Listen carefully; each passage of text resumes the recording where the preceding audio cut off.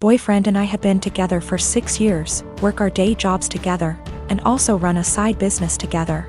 He's my best friend, and despite managing to get past and through a lot together, he hasn't proposed. His family is starting to pressure us to get married, but he said he hasn't decided yet. He has said that he wants to get married and have a ton of kids, so what he means is, he hasn't decided if he wants to marry me. My ego is a little hurt. What else does he need to know that he hasn't already learned in almost 7 years? Is indecision the same thing as a decision in this case? We both started therapy separately very recently to work through some trauma and cope with anxiety. I don't know if I should wait to see if he'll come to kind of epiphany in therapy, or if I should leave and save the decision for him. I love him a lot, and for a long time I saw a future with him. But recently I'm starting to accept signs that he just doesn't love me as much as I love him. How do I know if he loves me or if he just doesn't want to be alone? We don't live together, we won't live together until we are married. He has stayed over for extended periods of time, so we're mostly familiar with each other's habits. We are from different cultures, but I still come from a traditional family, so we have a lot of the same values. I just consider myself to be more independent. I am very uncomfortable with the idea of an ultimatum. I don't like the idea of forcing someone to make a decision out of fear or because they're backed into a corner. My communication skills are something that I'm pretty proud of, to be honest, but it's something that he struggles with. And that's one thing he wants to work on in therapy. I'm working on not projecting my fears of insecurity onto our relationship, even when he isn't communicating properly. He picked me up and I told him that after the conversation with his family, I've been feeling really insecure in our relationship. And if he's unsure if he wants to marry me, I need to know what he's unsure about. I said if we want to have kids, I really can't wait forever. He says that he is sure he wants to marry me, and he might have had a plan to propose. But when I came over, his family completely blindsided him, and now it's awkward, like they've spoiled it. I told him maybe he needs to think about if what we have is what he wants. I just feel it shouldn't be this complicated. Maybe I'm just jaded and bitter at this point and nothing will make me happy. I do believe him, he wouldn't drag me along just for the fun of it. I love him, and our lives are so wrapped up, it's very hard to leave, even if I wanted to. I just wish I could read his mind. I wanted to talk to my therapist before I made any decisions. We both had appointments the following day, and in my session she asked me if I thought I was ready for marriage. I said of course, I've known I wanted to marry him since I asked him to move out with me. 2 years into the relationship and he turned me down. She responded by rephrasing the question. She said she isn't asking if I want to marry him, but rather, is the way I currently feel about myself. The way I handle my problems and my anxiety, and the way my boyfriend and I communicate. Is the way I feel in my relationship the way I want the rest of my life with this man to be? No way came out of my mouth way before I even processed it. Stressed was in my brain in big, bold, yellow letters. Right now I need to continue to work on my issues in therapy and learn what the best version of myself is like before. I'm ready to commit to whatever future version of our lives together looks like. I've only been going for 2 months so far, and I've already seen a huge improvement in my ability to handle stress and my self-worth. I am a hiring manager at a tech company, and I was hiring for summer internships a little while ago. We had a guy, about 19 years old, applying for a summer internship between his freshman and sophomore years of college. It was a virtual interview over Zoom because of COVID. A minute or two in, when I was introducing myself, his mom came in and introduced herself and started talking about her son's work ethic. I thought it was a little strange. I said something polite about wanting to hear from him.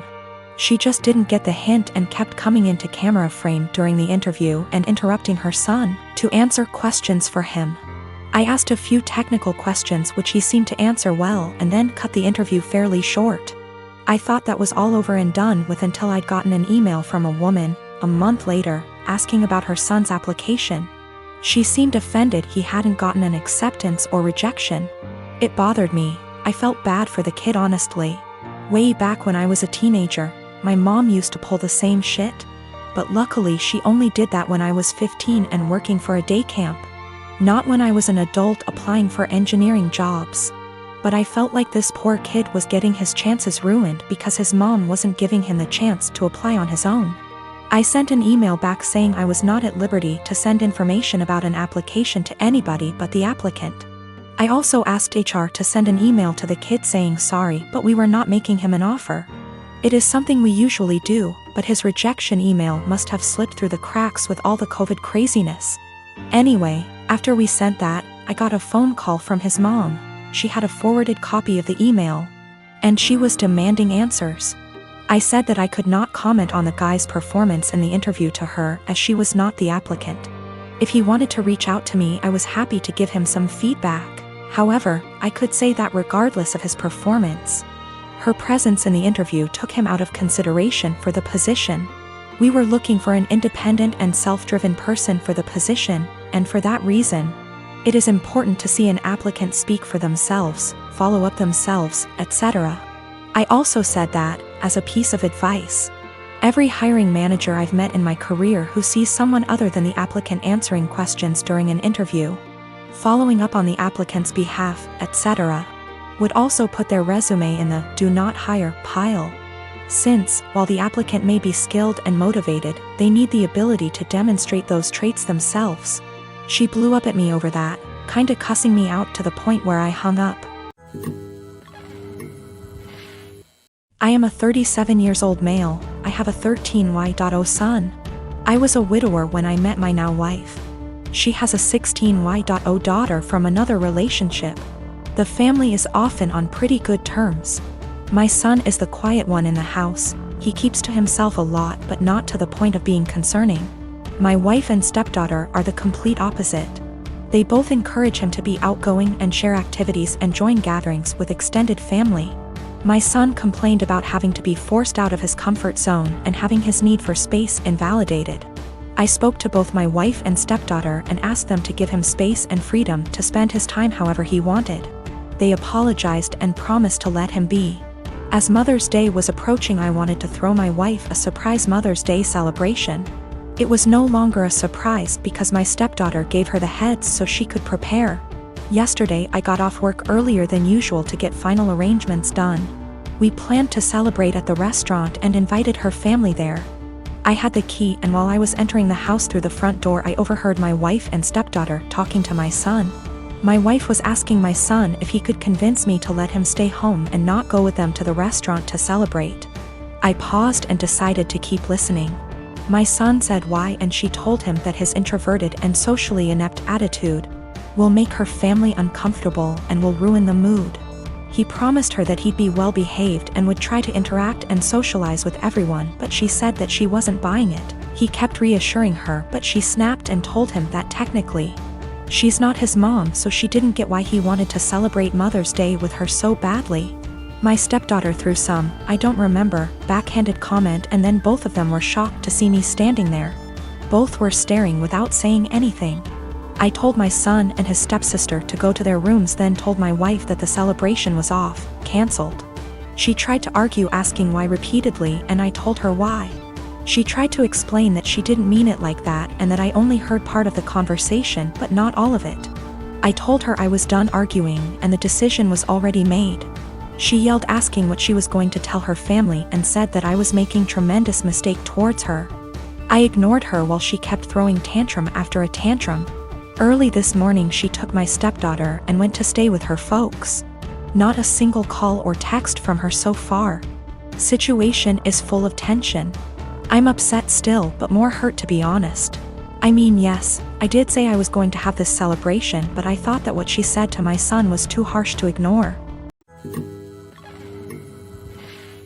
I have this vegan coworker, we'll call her Vegan, who is very active on FB and in the office about being vegan and how cruel farming is and everything.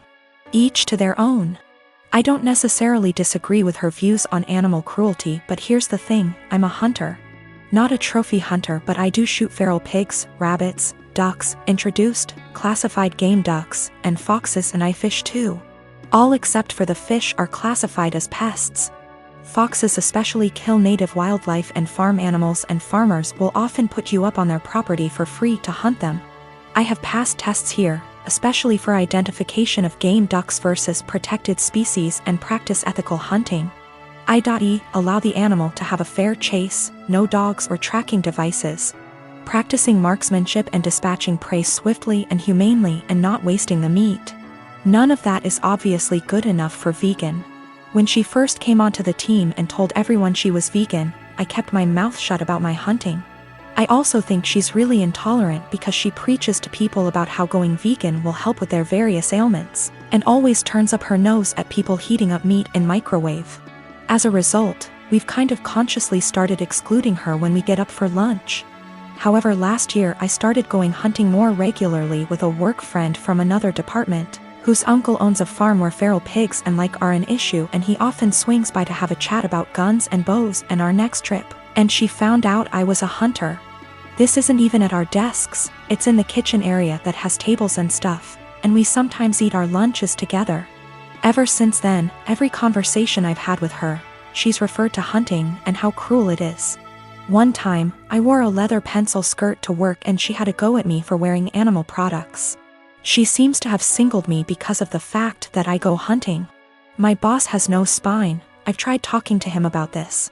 But she just intimidates him and makes it seem like she's been persecuted, and he's backed down from that. She even tried to get a vegan shelf in the fridge and tried to rope in some Hindu vegetarian guys to do that, but they pointed out that they use milk and cheese and honey in their cooking. They also think she's nuts. It's gotten to the point where we go out for drinks on a Friday night at 5 and we never ask her. I don't organize these things, a coworker does, but my boss told me, when I brought it up in one-on-one meeting, that she feels really left out and she seems to think it's my fault because I've been here for longer and I'm somehow poisoning them against her, or something. I have since been conscious of this. If anyone starts conversation about vegan, I just say I don't talk to her unless it's work-related and she's more than adequate at her job. It's actually become something of a joke or catchphrase. I told my boss I don't organize anything except official events, and she's always been invited. If she's not invited to informal stuff, that's not even organized by me, then that's not my problem. The coworker that doesn't invite her, she managed to piss him off because he's eaten guinea pig, he's from Peru. And she asked him if he'd eaten any of his other pets. For the record, he never ate a guinea pig that was a pet, it's something they eat in Peru. Whenever she brings up hunting or anything, I just point blank ask her there was anything work-related that she wanted to talk about, and if there wasn't, I would start talking to someone else or just walk off. I have asked her multiple times to keep conversations work-related. I never start a conversation with her at all. Most of the time, she pounces when I'm in the kitchen making tea, getting water, or just stretching my legs. One time last week, a group of us were talking and she got up to join the discussion.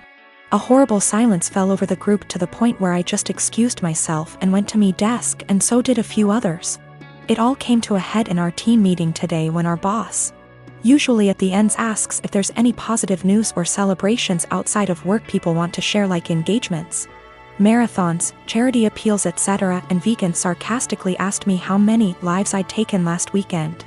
I got annoyed and said her constant badgering me about my hobbies and choice to eat meat was discriminatory and bothersome, and that unless it was work-related, she was not to engage me in conversation otherwise, and told our scribe to put that in the meeting minutes.